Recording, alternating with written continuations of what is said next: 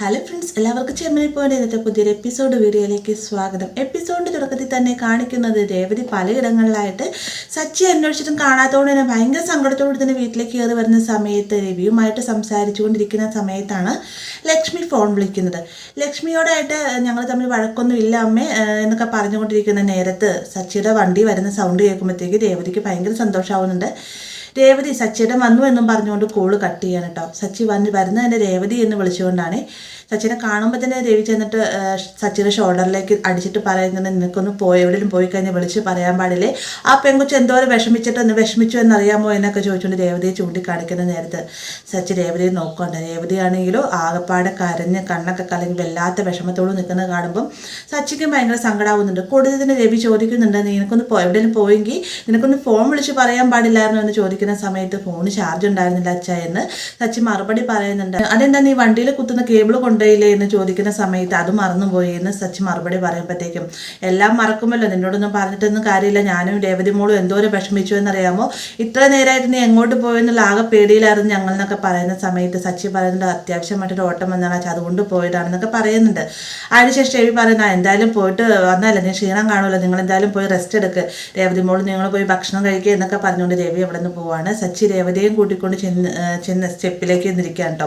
ഈ ഒരു സമയത്തും രേവതിക്ക് സങ്കടം തീരുന്നില്ല. രേവതി കരഞ്ഞുകൊണ്ടിരിക്കുന്ന കാണുമ്പോൾ തന്നെ സച്ചി പറയുന്നത്, നീ കരയാതിരിക്കും രേവതി, ഇതേ ഇന്ന് കണ്ടില്ല, എനിക്ക് 8,000 രൂപയാണ് ഓട്ടം കഴിഞ്ഞിട്ട് കിട്ടിയത്, അതായത് നീ സമ്പാദിച്ചതിനേക്കാൾ 1,000 രൂപ ഞാൻ കൂടുതൽ സമ്പാദിച്ചു എന്നൊക്കെ പറയുമ്പോഴത്തേക്കും രേവതിക്ക് അത് വല്ലാതെ വിഷമാവുന്നു. രേവതി പറയുന്നു, വാശിയുടെ പേരിലായിരുന്നില്ല നിങ്ങൾ പോയത്, ഞാനൊരു തമാശയുടെ പേര് പറഞ്ഞായിരുന്നു, പക്ഷെ നിങ്ങൾ ഇത്ര സീരിയസ് എടുക്കുമെന്ന് ഞാൻ കരുതിയില്ല എന്നൊക്കെ പറയുമ്പോഴത്തേക്ക് സച്ചി പറയുന്നത്, എല്ലാ രേവതി നീ പറഞ്ഞതുകൊണ്ടല്ല ഒരിക്കലും ഞാൻ അങ്ങനെ ചെയ്തത്, എൻ്റെ അമ്മ നീ എന്നോട് ഇങ്ങനെ പറഞ്ഞ സമയത്ത് എൻ്റെ അമ്മ പറഞ്ഞു, നീ ഈ ഒരു വീട്ടിലെ വേലക്കാരൻ്റെ അവസ്ഥയിൽ വരും, ഈ വീട്ടിൽ സമ്പാദിച്ചു കൊണ്ടുവരുന്നത് അവളായിരിക്കും, പിന്നീട് നീ ഓരോരോ ജോലികൾ ചെയ്ത് ഈ വീട്ടിൽ തന്നെ ഒതുങ്ങി കൂടേണ്ടി വരുമെന്നൊക്കെ പറഞ്ഞു, അതുകൊണ്ട് ആ ഒരു വാശിയുടെ, അതായത് എൻ്റെ അമ്മയോടുള്ള വാശിയുടെ പേരിലാണ് ഞാൻ രാവിലെ തന്നെ ഓട്ടം പോയത്, എന്തായാലും എനിക്ക് അവരെ ഒന്ന് കാണണമെന്നും പറഞ്ഞുകൊണ്ട് മുകളിലേക്ക് നോക്കുന്ന സമയത്താണ് സ്റ്റെപ്പിൻ്റെ അവിടെ നിന്നുകൊണ്ട് ചന്ദ്ര ഇവരുടെ സംസാരം കേൾക്കുന്നത് കാണുന്നത് കേട്ടോ. വേഗം തന്നെ സച്ചി ചന്ദ്രൻ്റെ അടുത്തതിന് ശേഷം, നിങ്ങളിവിടെ നിൽക്കുന്നുണ്ടായിരുന്നു, നിങ്ങളെനിക്ക് കാണാതിരിക്കുന്നത് കണ്ടില്ലേ, രേവതി സമ്പാദിച്ചേക്കാൾ 1,000 രൂപ കൂടുതൽ ഞാൻ സമ്പാദിച്ചു, നിങ്ങളല്ലേ പറഞ്ഞു എന്നെ കൊണ്ട് പറ്റുകയില്ല എന്നൊക്കെ സച്ചി പറയുമ്പോഴത്തേക്ക് ചന്ദ്ര പറയുന്നുണ്ട്, ഇന്നിപ്പോൾ നീ സമ്പാദിച്ചു, നിനക്ക് എന്ന് സമ്പാദിക്കാനാവില്ലല്ലോ, ഞാൻ പറഞ്ഞ ദൂരത്തേക്ക് വലിയ താമസമൊന്നും ഇല്ലാതെ തന്നെ നീ എത്തിപ്പെടുന്നതായിരിക്കും, നീ കണ്ടോ നിൻ്റെ ഭാര്യ നിന്നെ വീട്ടിൽ അടിച്ചൊതുക്കിയതിന് ശേഷം അവൾ പുറത്തിറങ്ങുന്നതായിരിക്കും എന്നൊക്കെ പറഞ്ഞിട്ട് ചന്ദ്ര ദേഷ്യത്തോടെ തന്നെ അവിടെ നിന്ന് പോകാൻ കേട്ടോ. അതിനുശേഷം സച്ചി ചന്ദ്രയോട് എന്ത് പറഞ്ഞിട്ട് കാര്യമില്ല എന്ന് മനസ്സിലാക്കിക്കൊണ്ട് തന്നെ രേവതിയുടെ അടുത്തേക്ക് വീണ്ടും വരുന്ന സമയത്ത്, ഓഹോ ഇതിനിടയ്ക്ക് ഇങ്ങനെയുള്ള ചില സംഭവങ്ങളൊക്കെ അരങ്ങേറിയല്ലേ എന്ന് രേവതി ചോദിക്കുന്നുണ്ട്. അതിനുശേഷവും രേവതി, എന്തായാലും സച്ചിനെ പറ്റി ഞാൻ ഇങ്ങനെ ഒന്നും വിചാരിച്ചില്ല, അമ്മയോട് ദേഷ്യം ഉണ്ടെങ്കിൽ അത് അമ്മയോട് പറഞ്ഞ് തീർത്താൽ പോലെ, എന്തിനാ എന്നോട് ഇങ്ങനെയൊക്കെ പെരുമാറിയത് എന്നൊക്കെ പറഞ്ഞിട്ട് രേവതി സങ്കടപ്പെടുന്ന സമയത്ത് ഒരു കണക്കിന് സച്ചി സമാധാനിപ്പിച്ച് നിർത്തുന്നുണ്ട് കേട്ടോ. അതിനുശേഷം രേവതി പറഞ്ഞു, എന്തായാലും നമുക്ക് പോയി ഭക്ഷണം കഴിക്കാമെന്ന് പറയുമ്പോഴത്തേക്ക് സച്ചി പറയുന്നത്, രാവിലെ തൊട്ടൊന്നും കഴിക്കാത്തതുകൊണ്ട് എനിക്ക് വിശന്നാറിന് ഞാൻ വന്ന വഴിക്ക് ഭക്ഷണം കഴിച്ചു എന്ന് പറയുമ്പോഴത്തേക്കും രേവതിക്ക് അതും സഹിക്കണം. രേവതി പറയുന്നത്, നിങ്ങൾ ഇത്ര നേരം കാത്തിരുന്ന് എന്നെ പറഞ്ഞാൽ മതി, ഇപ്പം അതുങ്ങളോടൊന്നും പറഞ്ഞിട്ടൊരു കാര്യമില്ല, രാവിലെ തൊട്ട് വൈകുന്നേരം ഇത്ര നേരമായിട്ട് ഞാനും പട്ടിണിയിലായിരുന്നൊക്കെ പറഞ്ഞിട്ട് രേവതി സങ്കടത്തോടെ അവിടെ നിന്ന് പോകുന്നുണ്ട്. സച്ചി ആണെങ്കിൽ ഭക്ഷണം കഴിക്കുക രേവതി എന്നൊക്കെ പറയുന്നുണ്ട്, തനിക്ക് വേണ്ട എന്ന് പറഞ്ഞിട്ട് രേവതി ടെറസിൻ്റെ മുകളിലേക്ക് പോയിരിക്കുക കേട്ടോ. അവിടെ പോയിരുന്നതിന് ശേഷം രേവതി ഭയങ്കരമായിട്ട് തന്നെ കരയോ സങ്കടപ്പെടുകയൊക്കെ ചെയ്യുന്നുണ്ട്. ആ ഒരു സമയത്താണ് സച്ചി ഭക്ഷണമായിട്ട് വരുന്നത്. ഭക്ഷണമായി വന്നതിന് ശേഷം രേവതി കഴിക്കാൻ പറയുന്നുണ്ടെങ്കിൽ രേവതി കഴിക്കാൻ ഒരുങ്ങുന്നില്ല. അവസാനം സച്ചിയുടെ നിർബന്ധപ്രകാരം തന്നെ സച്ചി രേവതിക്കായിട്ട് വാരി കൊടുക്കുന്നുണ്ടോ. അത് കൂട്ടത്തിൽ തന്നെ രേവതിയോടായിട്ട് പറഞ്ഞ് സമാധാനിപ്പിക്കും.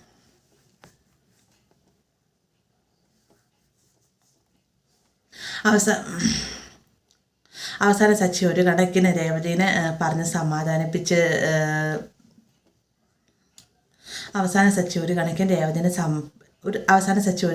രേവതിനെ സമാധാനിപ്പിച്ച് ഭക്ഷണം കഴിക്കാനായിട്ട് കൂട്ടിക്കൊണ്ട് പോകാനിറങ്ങുന്ന സമയത്ത് രേവതി സച്ചിയെ കെട്ടിപ്പിടിച്ച് കരയാൻ കേട്ടോ. കാരണം അത്രയും നേരം തൻ്റെ ഉള്ളിൽ അടക്കി നിൽക്കുന്ന സങ്കടവും പ്രയാസങ്ങളെല്ലാം തന്നെ ആ ഒരു സമയത്ത് അവിടെ രേവതി തീർക്കുകയാണ്.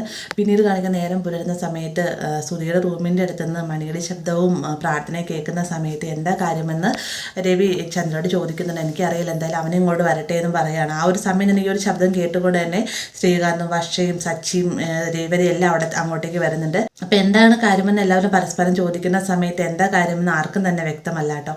ഈ ഒരു നേരത്താണ് പൂജയെ കഴിഞ്ഞിട്ട് ഈ ഒരു പ്രസാദവും ഒക്കെ ആയിട്ട് സുധി താഴത്തേക്ക് ഇറങ്ങി വന്നിട്ട് എല്ലാവരും എടുത്തു കൊണ്ടുവന്ന് ആരതി പോലെ ഒഴുകുകയും ഇത് തൊടാനൊക്കെ ആവശ്യപ്പെടുന്നുണ്ട്. ഇതെടുക്കുന്ന സച്ചി പറഞ്ഞു, നീ എന്താ നിൻ്റെ പെണ്ണുപിള്ളേനെ അവിടെ നിറക്കി വിടാനുള്ള എന്തെങ്കിലും പൂജ ചെയ്യുമായിരുന്നോ എന്ന് ചോദിക്കുന്ന നേരത്ത് രവിയായിട്ട് അവനോട് മിണ്ടാതിരിക്കാൻ പറയുന്നത്, നല്ല കാര്യം ചെയ്ത് കഴിഞ്ഞാൽ അപ്പം തന്നെ അപശകുനമായി വന്നോളുമെന്ന് ചന്ദ്രൻ മറുപടി പറയുന്നുണ്ട്. രവി പറയുന്നുണ്ട് സച്ചി മിണ്ടാതിരിക്കുക എന്ന് പറയണ്ട. അങ്ങനെ എല്ലാവരുടെ അടുത്ത് പ്രസാദം കൊണ്ടുപോയി ചെന്നതിന് ശേഷം സുധി എനിക്ക് എല്ലാവരുമായിട്ട് സംസാരിക്കാനുണ്ട് എന്ന് പറഞ്ഞുകൊണ്ട് ഹാളിൽ തന്നെ ഇരിക്കാണ്ട് ഞാനൊരു പുതിയ വീട് നോക്കുന്നുണ്ടെന്ന് പറഞ്ഞ് ആ ഒരു വീട് ഞാൻ മേടിക്കാൻ തീരുമാനിച്ചു എന്ന് പറയുമ്പോൾ രവി ചോദിക്കുന്നുണ്ട്, എത്രയാണ് അവർ പറയുന്നത് എന്ന് ചോദിക്കുമ്പോൾ 5 കോടി രൂപയുടെ വീടാണ്, പക്ഷെ 3 കോടി രൂപയ്ക്ക് അവർ തരാമെന്ന് സമ്മതിച്ചിട്ടുണ്ട് എന്നൊക്കെ പറയുമ്പോഴത്തേക്കും ഈ 3 കോടി രൂപ നിൻ്റെ കയ്യിലെടുക്കാനുണ്ടോ എന്ന് ചോദിക്കുന്നുണ്ട്.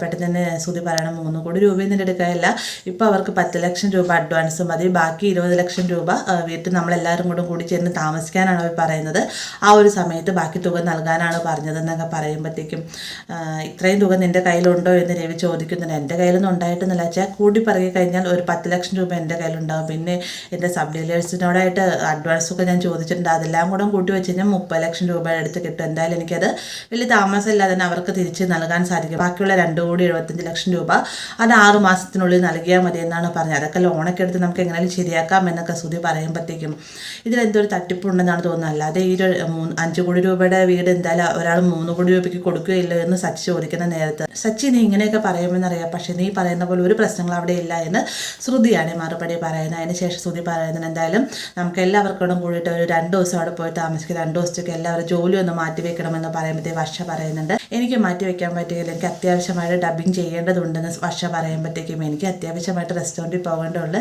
എനിക്കും ജോലി മാറ്റിവെക്കാൻ പറ്റുകയില്ല എന്ന് പറഞ്ഞുകൊണ്ട് ശ്രീകാന്ത് പോകുന്നുണ്ട് കേട്ടോ. പോകുന്നതിന് തൊട്ട് മുന്നേ തന്നെ ശ്രീകാന്ത് പറയും, എന്തായാലും ഞങ്ങൾ 2 ദിവസം കഴിയുമ്പോഴത്തേക്ക് എല്ലാവരും കൂടി വന്ന് താമസിക്കാമെന്ന് പറഞ്ഞിട്ടാണ് പോകുന്നത്. പെട്ടെന്ന് തന്നെ ശ്രുതി പറയണം, എനിക്കറിയാം ഇങ്ങനെയൊക്കെ സംഭവിക്കുള്ളൂ, ഞാനൊരു ആ കാര്യം പറഞ്ഞു കഴിഞ്ഞാൽ ആരും വരാനുണ്ടാവുകയില്ല എന്ന് പറഞ്ഞ് ശ്രുതി സങ്കടപ്പെടുന്ന കാണുമ്പോഴത്തേക്ക് സച്ചി രേവതി മുഖത്തോട് മുഖം നോക്കുകൊണ്ട് അതിന് ശേഷം ഇരുവരും എഴുന്നേറ്റ് പോകുമ്പോഴത്തേക്കും നിങ്ങളും പൊക്കോ, നിങ്ങളും വരുന്നില്ലായിരിക്കും അല്ലേ എന്ന് ശ്രുതി മറുപടി പറയുന്നുണ്ട്. എന്നാൽ സച്ചി രേവതി അവിടെ നിന്ന് നേരെ ചെല്ലുന്ന ശ്രീകാന്തിൻ്റെ വർഷയുടെ അടുത്തേക്കുണ്ട്. അവിടെ ചെന്നതിന് ശേഷം പറയുന്നുണ്ട്, നമുക്ക് എല്ലാവർക്കും അങ്ങോട്ടേക്ക് പോകാം, നീ എന്തായാലും 2 ദിവസം നിൻ്റെ ജോലി മാറ്റിവെക്കാൻ പറയുമ്പോൾ സുധിയേട്ടൻ്റെ കാര്യമായതുകൊണ്ട് സച്ചേട്ടന് പോകില്ലേ എന്നാണ് ഞാൻ കരുതിയത്, ഇപ്പം എൻ്റെ സച്ചേട്ടൻ ഇങ്ങനെ പറയുന്നത് എന്ന് ശ്രീകാന്ത് ചോദിക്കുമ്പോഴത്തേക്ക് അതല്ലടാ 5 കോടി രൂപയുടെ വീട് 3 കോടി രൂപയ്ക്ക് കൊടുക്കുന്നു എന്ന് പറയുന്നതിൽ എൻ്റെ ഒരു തട്ടിപ്പ് നടക്കുന്നില്ല എന്ന് എനിക്ക് സംശയം, അവനെന്തോ ചതിയിൽ വീഴാൻ പോകുന്നതാണെന്ന് തോന്നുന്നത്, എന്തായാലും നമ്മളും കൂടി ഉണ്ടെങ്കിൽ അവനൊരു സപ്പോർട്ടായിരിക്കുമല്ലോ എന്ന് സച്ചി പറയുമ്പോഴത്തേക്കും ശ്രീകാന്തിനും വർഷയ്ക്ക് അത് ശരിയാണെന്ന് തോന്നിട്ട് അങ്ങനെ ഇരുവരും വരാമെന്ന് സമ്മതിക്കുകയാണ്. ഇതെല്ലാം കേട്ടുകൊണ്ട് വളരെ സന്തോഷത്തോടെ നിൽക്കുന്ന രേവതിയെ കാണിച്ചാണ് എപ്പിസോഡ് അവസാനിക്കുന്നത്. വീഡിയോ ഇഷ്ടമായി ലൈക്ക് ചെയ്യാനും കൂടെ സബ്സ്ക്രൈബ് ചെയ്യാനും മറക്കരുത്.